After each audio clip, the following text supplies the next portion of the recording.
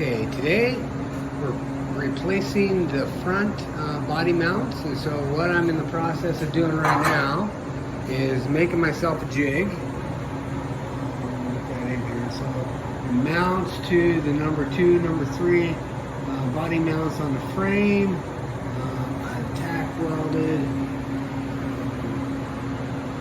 these two pieces of angle iron together. The purpose here is to get that right at the very top of the number 1 mount, and then what I'm going to do is I'm going to grind down a washer that will fit right in that hole and tack weld it to the bottom of the angle iron so I can perfectly position my body mount. So over here to the grinder, this is kind of what we got going on.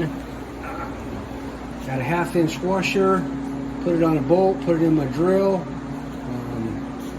Was able to spin it around like that while I ground it down to the perfect size.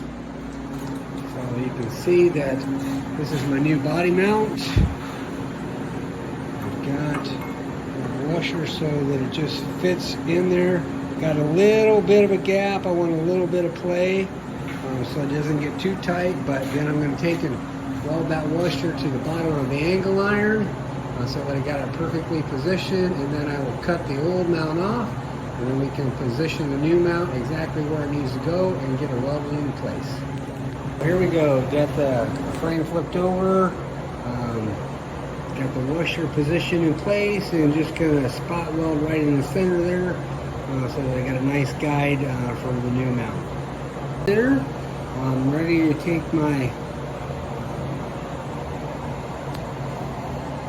angle iron off and get ready to cut that mount off. All right, we got the old mount off. Got the old welds ground down. Got a nice flat flush surface. So we'll put our jig back on and we'll fit up the new one and get it ready to weld.